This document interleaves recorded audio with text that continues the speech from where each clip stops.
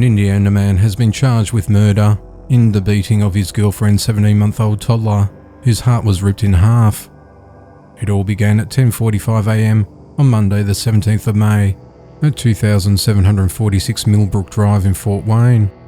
Jasmine Clark left her baby twins alone with her 27-year-old boyfriend, Shaquille Rowe, while she went out with her cousin. At 12:30 p.m, Shaquille contacted the authorities when he found that 17-month-old Aiden Clark wasn't breathing, and he tried giving the child CPR. While on the phone, the dispatcher heard him saying, "Why did she leave me in the house like this?"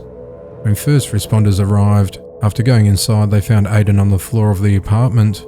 Paramedics took over to try and apply life-saving measures and transported Aiden to the Lutheran Hospital for emergency care, but he was pronounced dead. The medical staff noticed bruising around his neck and chest and believed the child was abused, so they contacted the Detective Bureau to investigate the matter. Shaquille was interviewed at the home and later at the police station. He told the officers that his girlfriend and the children's mother, Jasmine Clark, had left with a cousin and said goodbye to him. He said he got out of the shower to check on the kids and found Aiden laying on the ground next to an air mattress, while his twin sister Aubrey was standing there crying. Shaquille said Aiden was wheezing, so he ran to the neighbour to get a phone to call 911 and attempt CPR. Jasmine arrived a little later and was very emotional, asking what was going on.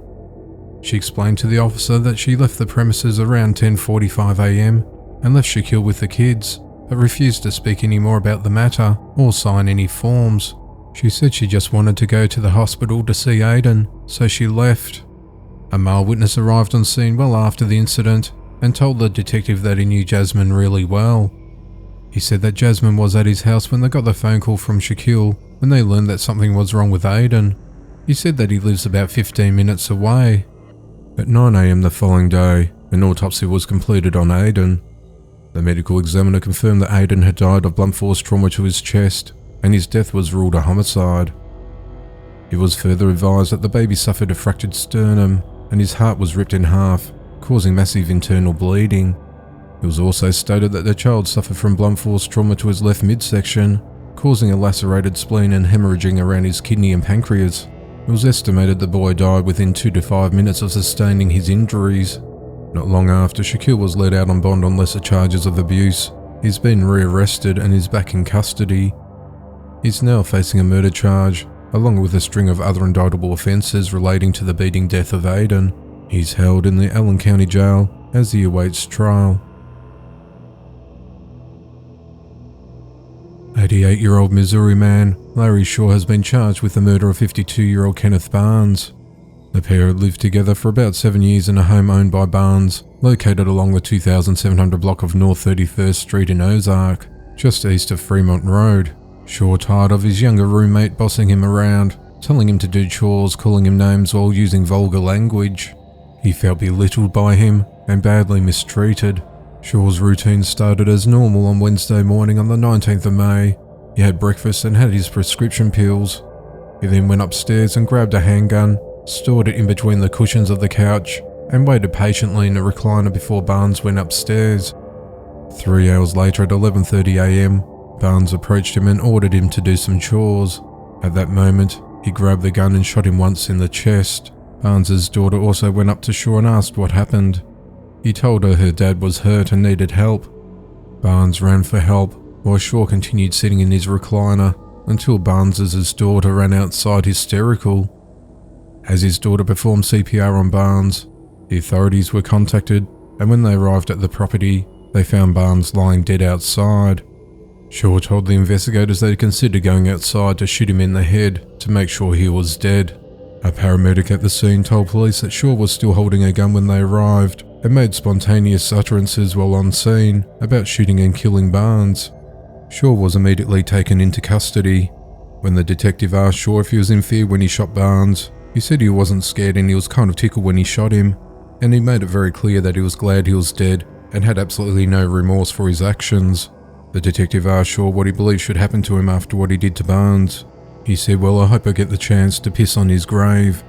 Shaw has been held in the Christian County Jail in Ozark with no bond, while the police are still investigating the circumstances of the death. police have just released a video of a gunman wanted in the fatal shooting at a New York nightclub on the 9th of May. The incident occurred around 3:48 a.m. inside the bar located at 4555 3rd Avenue, Sunset Park in Brooklyn. The victim got into an argument with an unidentified male over whose turn it was to use the bathroom.